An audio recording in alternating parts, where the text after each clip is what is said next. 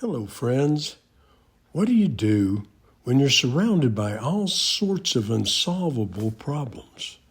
The Bible gives us some very profound insight. Exodus 14:13 says, "And Moses said to the people, 'Fear not, stand firm and see the salvation of the Lord, which he will work for you today.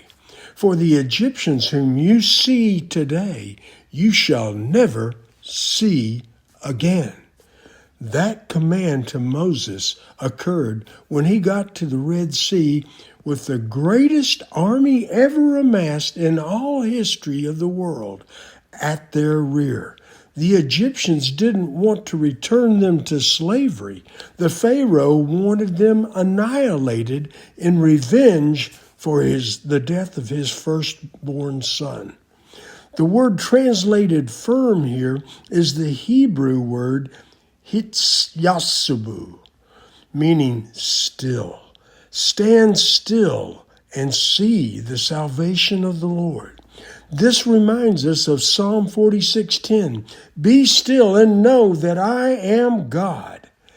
The Lord alone is our salvation, especially at times when we are at the end of our rope." David the psalmist places the setting for this revelation from God in verse 1 of Psalm 46, saying, "God is our refuge and strength, our ever-present help in time of trouble."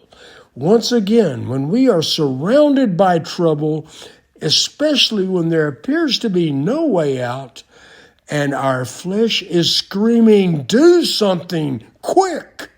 the Lord's commands, "Be still and know that I am God."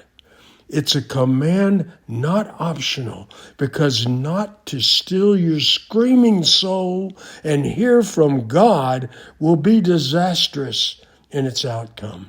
Instead, we too often think, "I don't have time for that. I got to do something." And thus we stay in the I instead of shifting into God. What we need more than anything is to hear from God and see things from His perspective, through His eyes.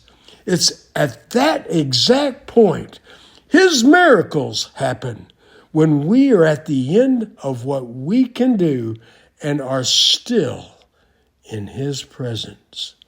We hear much about mindfulness and being present in our popular culture today. Here it is in the most horrific circumstances. Instead of focusing upon your breath and relaxing your muscles, an inward focus, the Lord commands our focus to be on Him.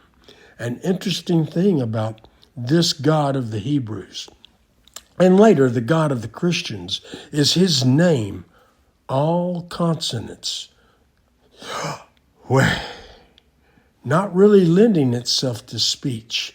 The Jews finally, at the end of Jesus' time, developed a law that the name should not be spoken.